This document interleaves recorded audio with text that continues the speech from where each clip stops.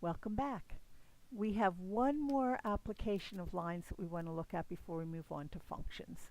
And this is really important for those of you moving on to survey of calculus, and that'll be a lot of you, because it really shows us how we can use this idea of slope in a kind of a context that makes sense to us. Okay, and this is a scenario that you'll see in economics as well, and it's the relationship between the selling price of an item and the number that will sell. So here we have a DVD player. I guess they still make those, and the manager, say at a Target or a Best Buy, has been looking at statistics, and they notice that when they price the DVD player at $90, they average 150 units in sales per week. But if they drop the price by $5, they will increase sales by 15 units. And that's what we expect. If you lower the price, sales increase. And that's generally true. We all know that. We all want to buy things on sale. So they'll sell more if the price is lower. Okay, so let's use this information and see if we can work with it. Okay, so first of all, it says find two points of the form px, where x is the number of players that will sell when the price is p dollars. So we're going to start with price, and from that determine the number of sales. Okay, now that may seem a little bit backwards, but not really. It's the price that determines how many will sell. So when the price is set at $90, we're told that x is 150. That's average sales, of course. So that's one ordered pair, and notice we can write it in the form px, which is 90 and 150. Okay? Now it says find 2 points, so we have to come up with a second point, so we go back to the problem. And we say that anytime he drops the price by $5, sales will increase. So if price is 90 minus 5, x should be 150 plus 15. Isn't that what it says? When you drop the price by $5, you increase sales by 15.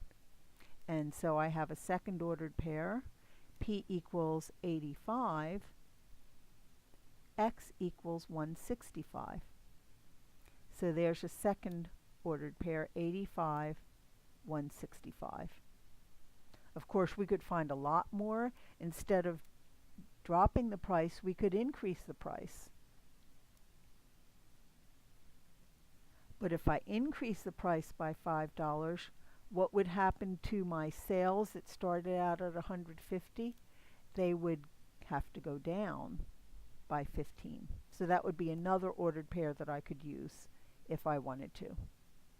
And that would be what, 135. Okay, but we're going to go ahead and just use these first 2 points. They're the more natural points from that set of data that they give us. Okay, and we want the slope of the line through these 2 points. Now we know that slope in general is change in y over change in x. This time we don't have x and y, so we have to determine how to set it up. Notice that the way this is set up, x is the second variable in the ordered pair and p is the first.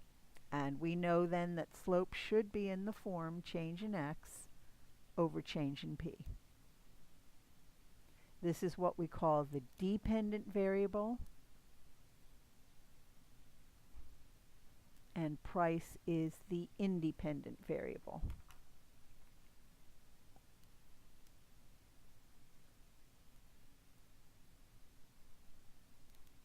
Okay, because we're thinking that the quantity sold depends on the price charged.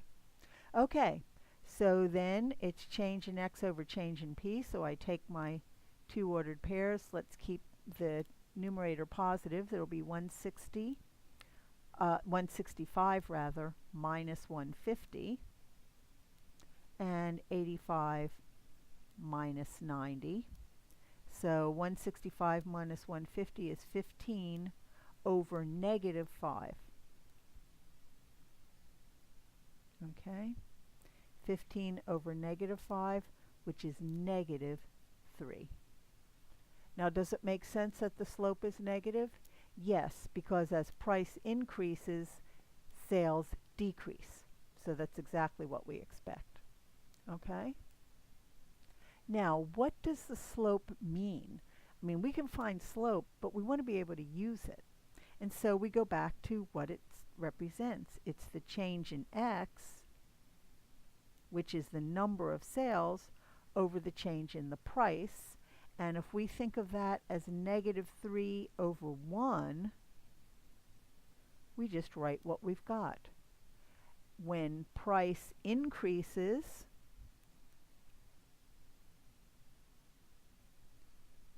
by 1 unit,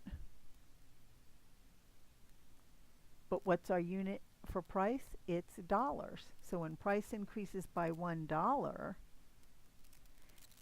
sales do what?